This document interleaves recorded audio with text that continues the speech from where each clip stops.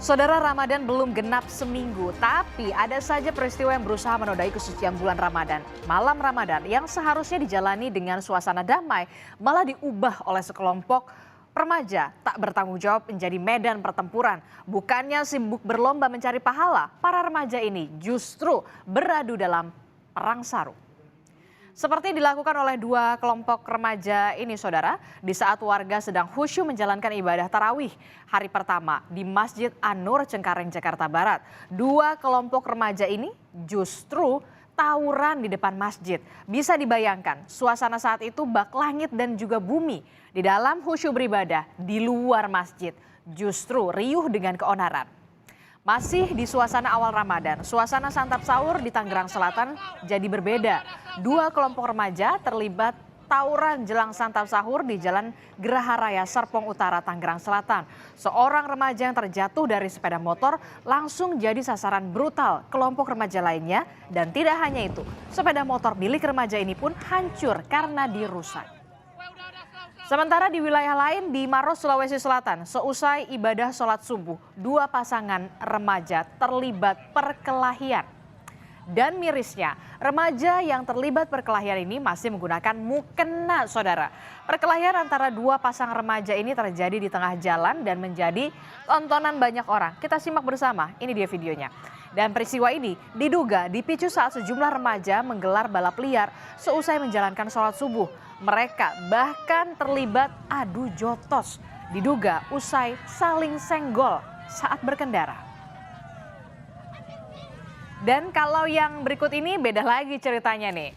Aksi perang sarung yang akan dilakukan sekelompok remaja di Jalan Jatinegara Barat, Jakarta Timur terendus polisi dan berhasil digagalkan. Dua kelompok remaja ini dibuat kocar-kacir karena menghindari petugas. Setelah terlibat aksi kejar-kejaran, akhirnya petugas berhasil mengamankan ada 3 orang pelaku perang sarung.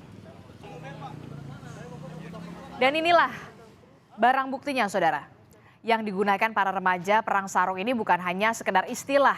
Karena saat tawuran para remaja ini benar-benar mempersenjatai mereka dengan sarung. Fenomena perang sarung atau tawuran remaja memang marak terjadi di saat bulan Ramadan. Sebenarnya tradisi perang sarung ini sudah ada sejak lama. Dahulu perang sarung ini sebagai simbol keakraban para remaja dan hanya sebatas hiburan yang tidak menjurus ke arah kekerasan. Namun kini makna perang sarung bergeser jadi simbol kekerasan. Alih-alih sarung digunakan sebagai sarana ibadah, pada perang sarung para remaja tak segan menyelipkan senjata di baliknya dengan tujuan melemahkan lawan. Dan kalau kita pantau bersama, ada waktu-waktu tertentu yang menjadi titik rawan terjadinya perang sarung, yakni setelah sehabis tarawih atau menjelang waktu sahur dan setelah sholat subuh.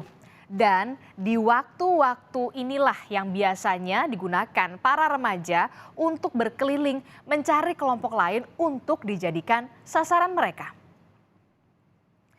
Bahkan polisi menyebut peristiwa kekerasan jalanan ini bermula dari niat para pelaku juga korban dan kelompoknya yang sama-sama hendak melakukan perang sahur seusai sahur. Saat itu kelompok korban tengah berkumpul di alun-alun utara dan berencana melakukan perang sarung. Namun ternyata di tengah jalan, tepatnya di Jalan Hos Cokro Aminoto, korban dan kelompoknya ini serta pelaku bertemu dan mereka terlibat cekcok. Alhasil terjadi kejar-mengejar hingga akhirnya sampai di lokasi Bumijo, korban yang tertinggal dikeroyok oleh kelompok pelaku. Di Yogyakarta, saudara, 2 orang remaja jadi sasaran kelitih atau pengeroyokan. Peristiwa ini terjadi pada pukul 5 pagi. Dan pada rekaman CCTV ini kami sengaja memang tidak menampilkan secara utuh karena korban yang saat itu dianiaya secara brutal oleh para pelaku. Salah satu korban berhasil menyelamatkan diri, namun seorang korban yang masih berusia 15 tahun, saudara, kondisinya kritis dan menjalani perawatan serius di Rumah Sakit Dr. Sarjito, Yogyakarta. Polisi menangkap ada 15 pelaku kejahatan jalanan atau kelitih. 9 diantaranya tak dihadirkan karena merupakan anak di bawah umur.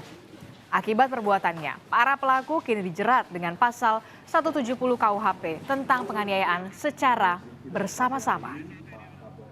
Setelah Meriah jatuh, dilakukanlah pengeroyokan terhadap korban oleh para pelaku ini.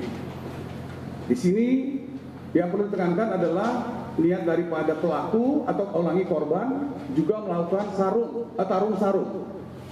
Lalu bertemu dengan kelompok yang tidak saling kenal dengan saling umpat mengakibatkan peristiwa yang baru saja saya sampaikan.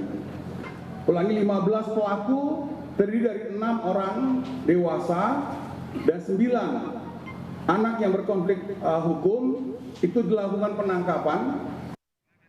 Kitab Undang-Undang Hukum Pidana telah mengatur sebenarnya ancaman sanksi bagi pelaku tawuran atau perkelahian secara kelompok. Sanksinya tidak main-main, saudara, yakni 2 tahun 6 bulan penjara. Namun tentu saja ini bisa bertambah jika korban pengeroyokan sampai hilang nyawa. Kendati sudah ada sanksi yang begitu jelas bagi para pelaku tawuran, namun mengapa para remaja ini tidak juga jerah? Bahkan di bulan puasa atau bulan Ramadan malah justru semakin menjadi-jadi melakukan aksinya. Menurut sosiolog, hal ini disebabkan karena bagi remaja tawuran adalah dijadikan sebagai panggung pembuktian, sekaligus juga mencari perhatian. Tawuran merupakan bentuk kekerasan yang berbeda dengan kekerasan yang dilakukan oleh orang dewasa ataupun kekerasan berbau kriminal. Karena tawuran adalah bagian dari panggung anak muda untuk bisa mendapatkan pengakuan dan perhatian. Kalau mereka sudah cukup mendapatkan perhatian dan pengakuan, mereka tidak perlu menjadikan jalanan lewat aktivitas tawuran sebagai alat untuk mendapatkan 2P tadi.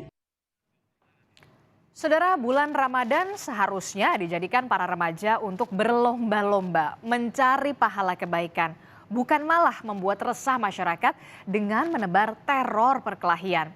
Energi para remaja baiknya disalurkan ke hal yang positif pastinya. Dan untuk itu perlu peran dari banyak pihak, mulai dari orang tua hingga aparat penegak hukum.